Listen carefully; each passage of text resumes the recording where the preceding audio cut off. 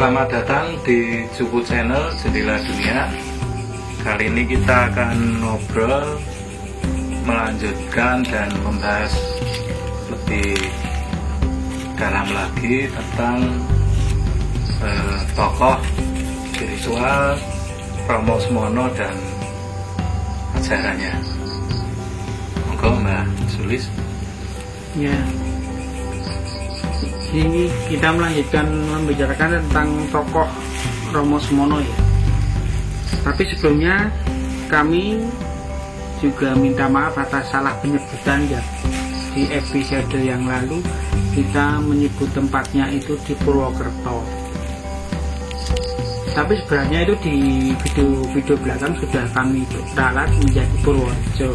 Tapi kami di sini minta maaf karena salah penyebutan itu.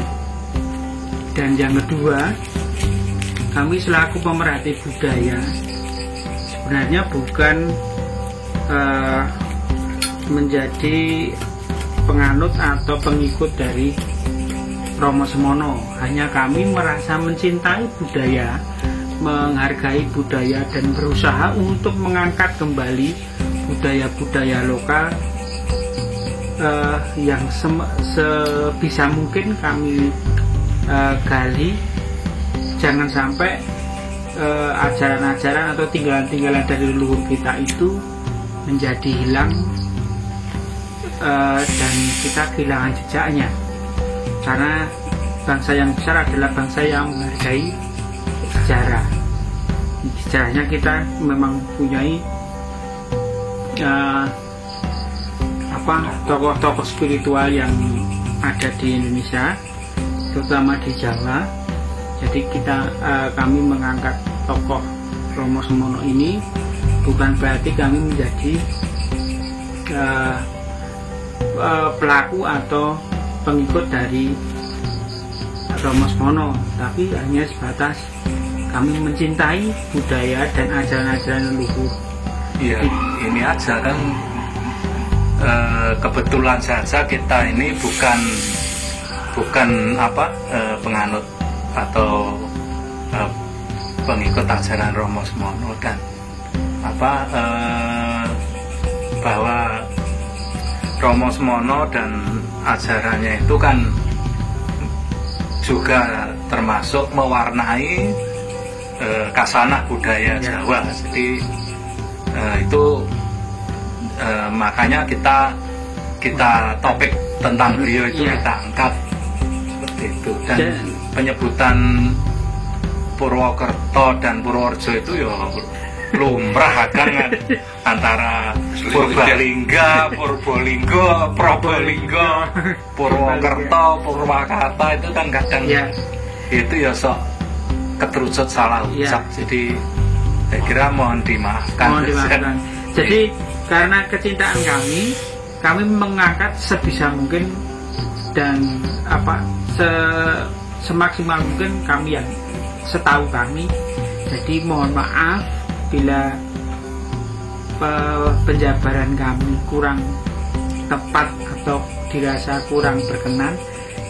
Justru itu yang menjadi pemicu kami untuk masukan-masukan atau teguran yang bisa memacu kami untuk menjadi lebih baik.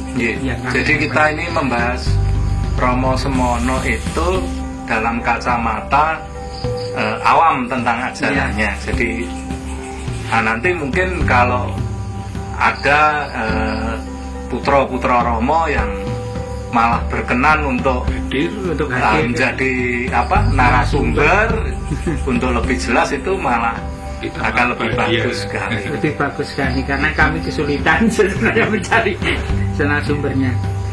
Nah, selanjutnya sudah ya itu. Kemudian kita akan masuk ke materi. Setelah kemarin sejarah dari Romo Semono sudah diungkap di episode yang lalu, kita masuk ke ajaran beliau yang pertama kali itu dalam sejarahnya dulu. Menurut penuturan yang kami tahu, itu diawali dengan Wahyu Makutharomo dalam pewayangan itu berapa ribu tahun yang lalu.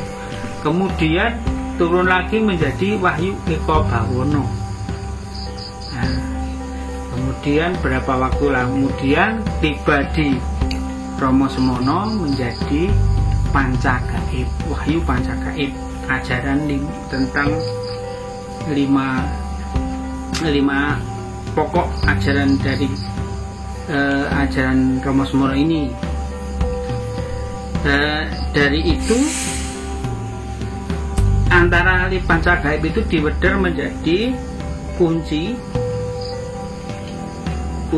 paweling, asmo, mijil, dan singkir. Ya, itu mempunyai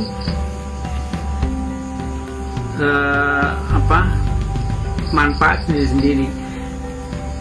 Jadi yang pertama itu menjadi putra Romo atau menjadi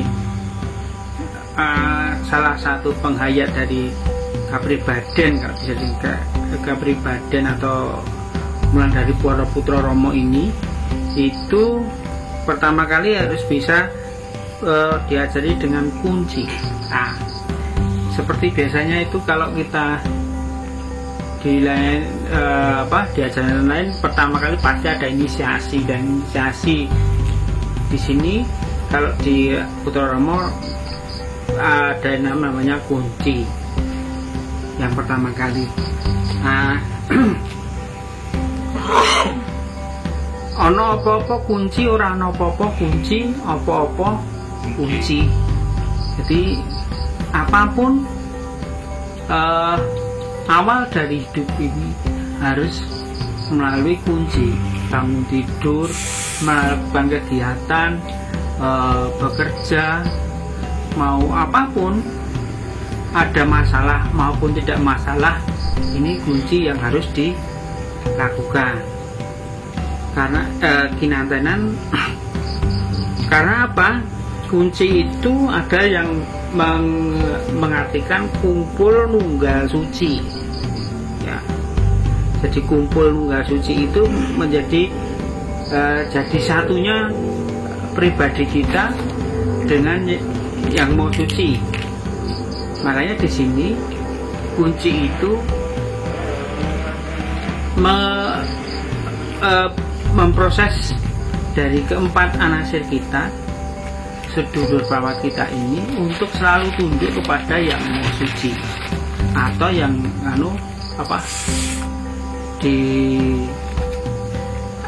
secara umum bisa dikatakan Tuhan Yang Maha Esa, atau itu yang mau puasa Tuhan Yang Maha Esa. Kalau di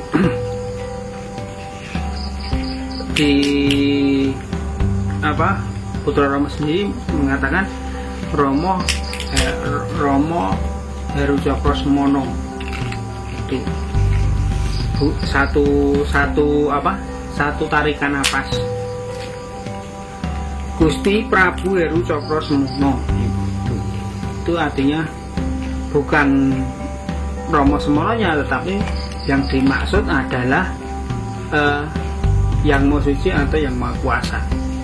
Dibedakan kalau itu dipenggal, bedanya itu hanya di penggalan napas. Kalau Gusti Prabu Heru Cokro Semono itu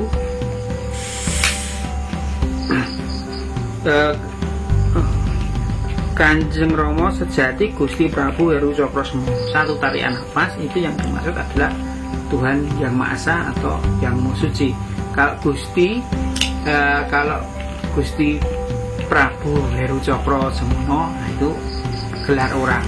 Tapi kalau disambung, itu yang dimaksud adalah yang mau suci atau Tuhan Yang Maha Esa.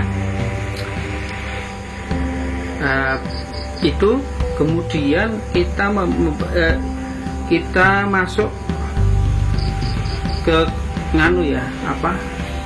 istilahnya mantra atau cap-ucap atau doa atau gimana ya,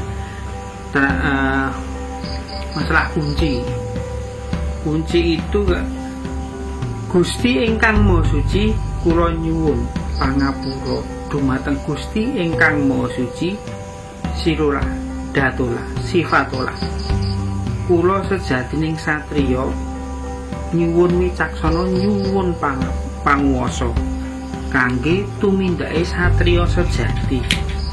kula nyuwun kangge nyirnakake tumindak ingkang luput.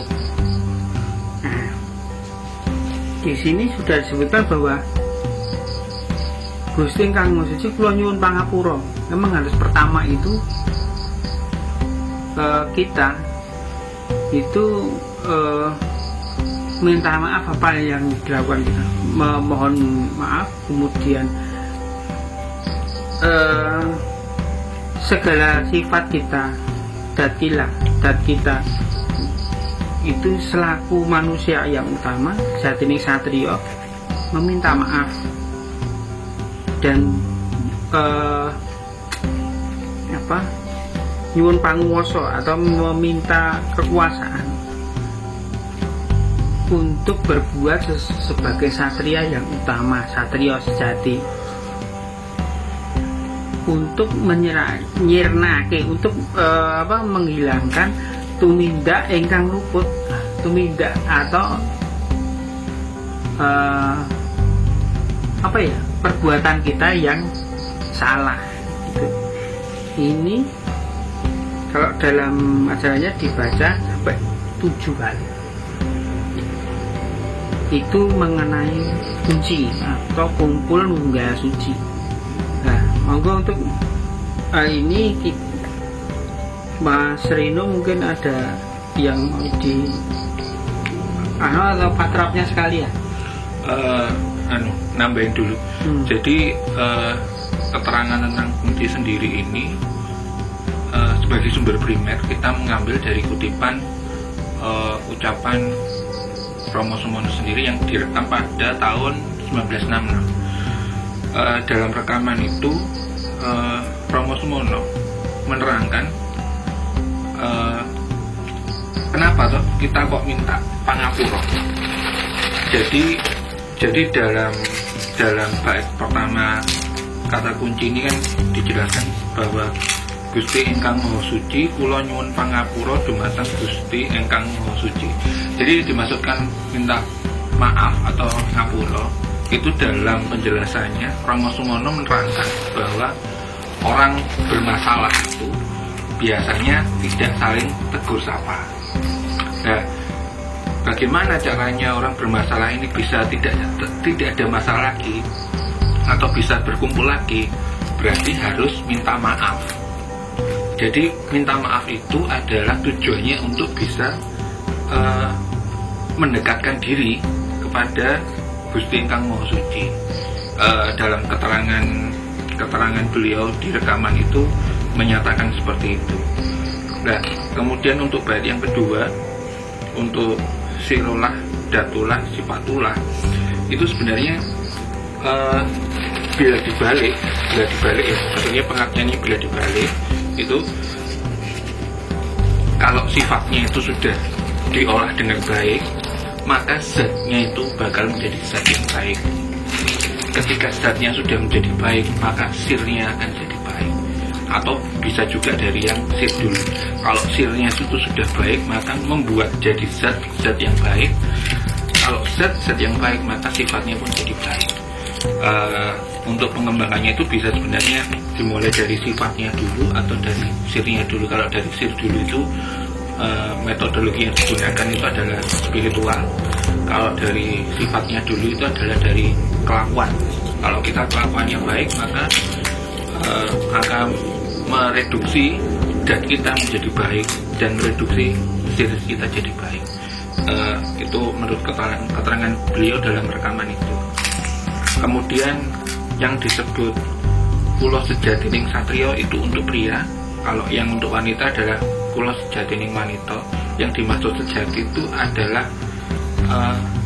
sifat-sifat manusia yang sejati, yang bukan ketempelan karena keinginan, maka disebut sejati. Sebagai bayi yang baru lahir yang masih suci, yaitu yang disebut sejati, artinya benar-benar yaitu manusia gitu, belum ketempelan rasa keinginan duniawi. Nah, kemudian bait yang kedua, nyuwun wicaksana, nyuwun panguwasa. Dalam tutur beliau, kenapa kok wicaksana dulu baru penguwasa? Sebab panguwasa tanpa wicaksono itu berarti kehancuran. Maka wicaksono sendiri itu harus ada dulu sebelum kemampuan untuk menguasai hal yang lain. Jadi ketika wicaksono itu terbit duluan, maka kemampuan untuk menguasai hal yang lain itu jadi lebih terarah dan tahu kemana harus dipergunakannya. Nah, terus kemudian bait yang berikutnya, kangge tumindak sejat, kangge tumindak sejak satrio sejati. Ya. Itu maksudnya ya untuk supaya kita tidak lupa akan kenapa kita dilahirkan. Itikat apa sih? Manusia sejati itu apa sih? Maksudnya itu ya supaya nek duniawi itu ya gak banget, nek istilahnya ngerusak itu juga banget, maksudnya dikembalikan ke sifat naturalnya. Nah, kemudian baru ada panunan dalam kunci dari bait terakhir ini.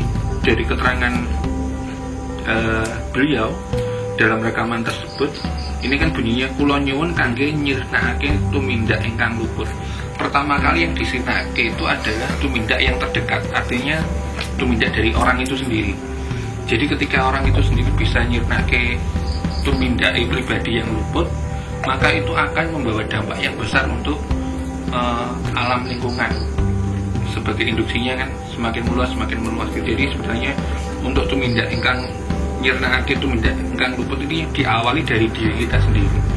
Itu dalam testimoni beliau dalam rekaman itu mengutarakan hal itu. Dan kenapa saya sendiri kenapa kok sampai istilahnya sampai mendengar rekaman itu berulang-ulang dan kemudian saya catat dan saya cermati, karena memang ajaran ini walaupun dalam dimensi yang berbeda, walaupun saya juga alirannya juga bukan Putra Romo juga, itu biasnya dalam perkataannya itu hampir sama dengan yang diajarkan oleh guru-guru saya dulu. Jadi walaupun beda bahasa, beda penyusunan, tapi inti yang diajarkannya sama, tentang bagaimana tentang pengendalian diri ini sendiri, bagaimana mengendalikan diri pribadi itu. Makanya saya sangat tertarik dengan ajaran beliau dan sampai mencari sumber primer sebenarnya. Jadi untuk mencari sumber primer kan awalnya dari tanya beberapa teman-teman yang Putra Romo, kemudian tanya lagi lebih dalam, kemudian saya akhirnya mendapatkan sumber primer yang dari rekaman perkataan beliau sendiri. Jadi kan lebih ternyata ini. Jadi itu menambah referensi bagi saya pribadi. Sebenarnya memang keren nih gitu. Jadi ya memang itu ajaran-ajaran yang ya harusnya kita lestarikan sih. Itu sih kalau dari yang saya tahu. Monggo bila mau ditambahkan lagi.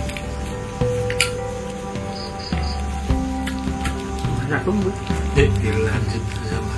Nah, dari kunci ini secara konkretnya ya, karena kunci tanpa patrap atau kata-kata tanpa perilaku yang benar dan kurang afdal atau kurang tepat. Jadi sebenarnya ini posisi patrapnya itu duduk di kursi, tapi sebenarnya di kursi dengan kaki dari sini sampai sini tuh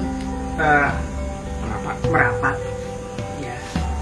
Atau kalau sebenarnya begini juga boleh, diperbolehkan, nyaman, duduk nyaman.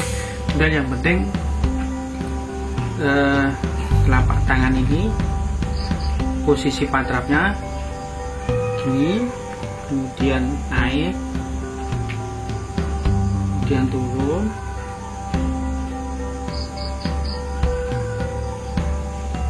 Nah, di sini posisi telapak tangan rapat ya, kemudian kedua jempol ini hampir menutup hidung, hampir, jadi cuma disisakan untuk bernapas.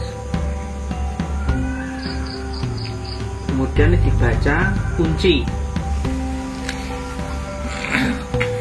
tadi, Gusti ingkang Maha Suci, kula nyuwun pangapura dumateng Gusti ingkang Maha Suci, sirulah datulah sipatulah kula sejatining satriya nyuwun wicaksana nyuwun panguwasa kangge tumindak satriya sejati kula nyuwun kangge nganyirake tumindak ingkang luput. Itu dibaca 7 kali. Jadi sebenarnya ini dihafalkan dulu, kemudian patrap dibaca 7 kali. Begitu untuk kunci pertama kali. Kemudian setelah kunci sebenarnya ada asmo.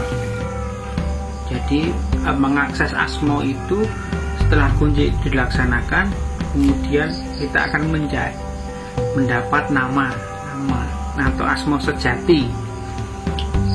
Nah, atau kalau di bahasa lain disebutkan nama baptis atau nama apa yang sesuai inisiasi gitu.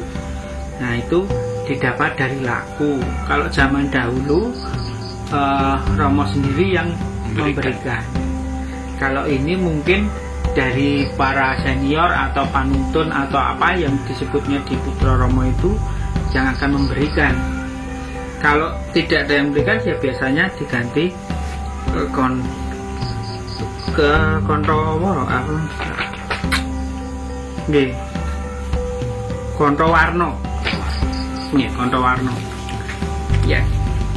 Sementara itu mungkin Mas Nani tadi cuma nambah ya, kalau kasih sayang saya sebenarnya yang ajaran Romo Smono ini juga dengar belum lama. Soal kunci tadi kan, ini sebenarnya kan apa ya, ya memang disebutkan ada doanya atau mantranya yang disebut tadi. Tapi yang lebih penting itu kan sebenarnya itu rasanya itu nyambung apa enggak gitu. Kalau nyambung, klik ya. Jadi kalau enggak ya mungkin harus dicoba berkali-kali supaya klik gitu kan. Soalnya kan rasa itu kan penting dalam istilahnya, kalau bahasa yang lebih apa kekinian itu untuk nyambung ke source energi yang istilahnya yang ganggungi kita gitu. Atau dari sumber energi dari keilmuan tersebut. Soalnya saya juga pengalaman soal gitu, sebut berkali-kali tapi nggak nyambung ya bubrah air ya. Ya seperti itu sih kalau saya. Jadi memang penyebutan dan patrap itu kan itu ya penting, cuma kan yang lebih penting lagi kliknya itu tek itu kan nanti cepet lah kalau nyambung itu cepet berkembang itu. Kita dalam pelajari ajaran-ajaran beliau ya seperti itu sih Mbak Sulis. Nambahin Kang Tono, memang hal itu juga ditekankan juga di kutipan dari rekaman Romo Sumono. Di rekaman itu Romo Sumono juga bilang bahwa sebenarnya untuk mengakses kita sebutnya itu ritual ya, itu sebenarnya pemahaman tentang rasa itu sendiri juga ditekankan, dan Romo Sumono juga punya rumusan tentang rasa itu sendiri. Di rumusannya Romo Sumono yang dalam analisis saya itu kalau di barat jadinya rumus energi kalau di Romo Sumono jadinya rumus spiritual. Sebab itu ditelurkan diungkapkan pada tahun yang relatif hampir sama di sebelum kemerdekaan 1948. Nah, Romo Sumono membicarakannya begini. Rasa itu dibagi dua, namanya obah rasa sama cahyo rasa. Ketemu nih obah rasa sama cahyo rasa itu jadinya urip yang ada di manusia, urip kecil. Jadi rasa sejatinya itu ketemunya antara obah rasa dan cahyo rasa untuk mengerti tentang rasa itu sendiri. Dan ketika mengerti tentang itu dan melakukan ritual itu hasilnya luar biasa. Saya soalnya ya saya pernah mencobanya sih, maksudnya memang secara pengalaman pribadi saya pernah mencobanya, dan memang kuncinya memang bukan di ritualnya itu, tapi untuk mengerti tentang uripnya sendiri itu. artinya harus mengerti tentang ubah rasa dan cahaya rasa sendiri itu sebenarnya apa, untuk mengetahui hidup manusia itu. Sebab dari hidup manusia itu sendiri nanti itu sambungannya ke hidup semesta, maksudnya ke Tuhan. Itu yang saya mau tambahkan dari Kang Ton. Ya intinya nyambung itulah, walaupun dengan bahasa yang beda kan penjelasan. Soalnya kan yang ubah rasa itu kan ada yang menjelaskan itu namanya rakso kan. Ada yang bilang rasa ya seperti itu, ubah rasa itu. Tapi pada intinya sama lah, beda istilah saja. Dilanjut. Ya. Jadi memang sebenarnya sebelum dilakukan kunci ini memang ada, kalau yang sekarang ya maksudnya dari yang saya tahu itu ada patrap yang harus dilakukan dulu, artinya patrap palungguh atau melenggahkan, artinya menekan hawa nafsu yang ada di diri kita untuk lebih tentram, untuk hening, nong. Jadinya untuk mengetahui gerak rasa dan ubah rasa dan rasa itu tadi, cahaya rasa dan ubah rasa itu dengan cara mengendapkan itu. Setelah itu tercapai, barulah dimulai dengan kunci di patrapan. Begitu. Kiranya baru kunci ini yang mungkin bisa dibahas di sini. Nanti kita sambung sesi berikutnya. Itu Mas Agus. Ya, demikian obrolan kita tentang Romo Semono dan ajarannya. Jadi karena kita bukan bagian dari atau bukan penganut dari ajaran Romo Semono, tapi bukan berarti kita tidak menjalankan, itu beda. Karena kita secara organisasi mungkin atau secara keilmuan mungkin tidak ada hubungannya, cuman karena ajaran Romo Semono itu juga ada dalam kasana budaya kita, jadi mungkin perilaku kita itu juga mungkin selaras dengan ajaran Romo Semono. Jadi hanya di sini kenapa teman-teman selalu bawa catatan, itu bukan apa-apa, itu hanya ngepek, maksudnya supaya tidak keliru. Jadi karena kan itu risikonya nanti kalau kita menyampaikan itu keliru, nanti ya timbul yang nggak baik. Nah, di sini kami juga sekali lagi akan sangat terbuka apabila nanti ada dari putra-putra Romo yang bersedia menjadi narasumber, atau mungkin karena konten kita itu tentang ajaran dan tokoh itu banyak diminati, mungkin akan lebih banyak lagi kita bahas topik-topik tentang tokoh dan ajarannya, mungkin dari ajaran-ajaran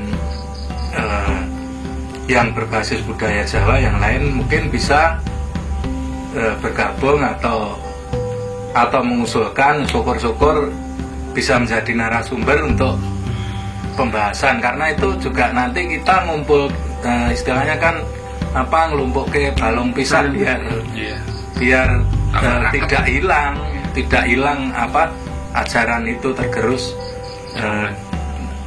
zaman dan ajaran-ajaran yang lain gitu. Kemudian obrolan kali ini, sampai jumpa di episode berikutnya. Salam.